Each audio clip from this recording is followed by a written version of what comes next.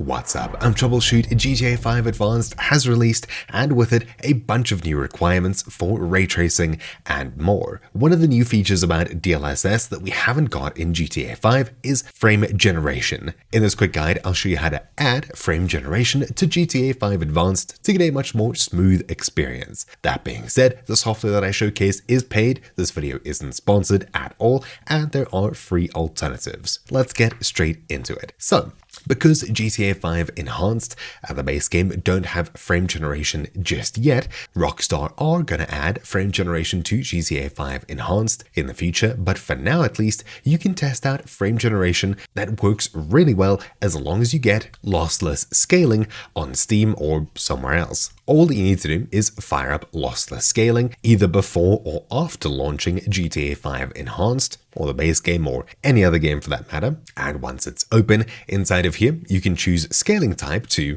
upscale your game further using FSR or something like that, though the in-game upscaling should be more than enough. I'll leave it as LS1, and on the far right we have frame generation. The newest mode of frame generation is LSFG, Lossless Scaling Frame Generation 3.0, and it gives really good results. Here as well, on any GPU in any system, you can actually generate more than double your frames with these options here. You can get ×2 your frame rate, 3 or 4 times just by choosing these different options here. These of course will give you different results based on your system. Scrolling down further here, there's not too much else that we need to change. There are options like HDR support, G-Sync, Draw FPS, so you can actually see your FPS count in-game and your newly frame-generated count as well, and a couple of other options, including a brand new option for preferred GPU if you wish to do the upscaling on a different graphics device. So if you're using a laptop or a system with multiple GPUs, you can choose, say, your integrated graphics to do the upscaling and frame generation, and your normal graphics card to do the main game rendering, so you can split up the workload and sometimes get way better performance. For me though, I'll just leave this on auto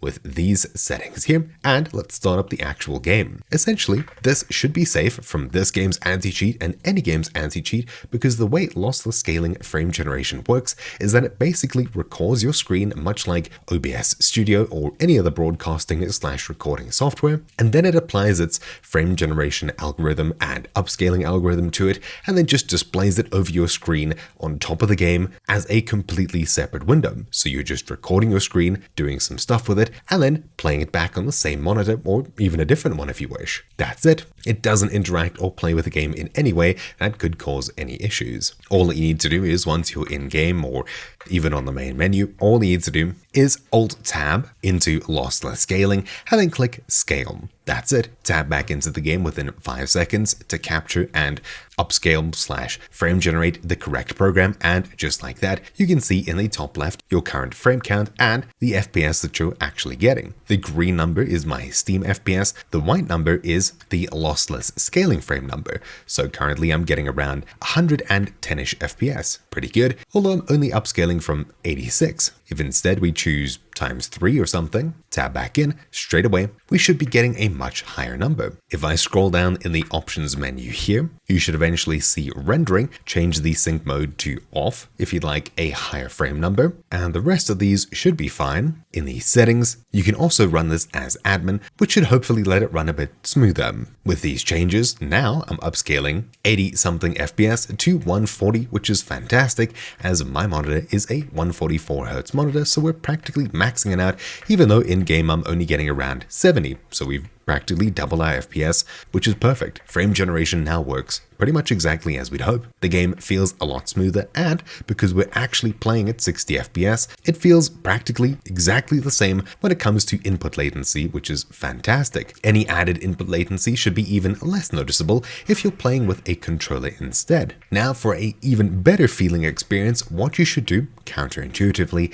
is cap your FPS in game so that you're getting more consistent frame times. And preferably, if you're comfortable, don't cap your FPS using the in-game FPS limiter. Instead, use a third-party program like RTSS, otherwise known as River Tuner. If I hit start with River Tuner installed, search for RTSS and open River Tuner, I can then from my start menu in the bottom right, click on RTSS, to open it up, and inside of here, I can choose Add, and then we need to navigate to where the game is installed. For me, this is in C, Program Files 86, Steam, Steam Apps, Common, followed by Grand Theft Auto 5 Enhanced, and inside of here, we have two different programs. Select GTA 5 Enhanced.exe, open, and now we can get this program to show us an FPS counter, but instead of doing that, what we want to do is use the frame rate limit all the way up here. Click where this number 0 is and type in a solid number.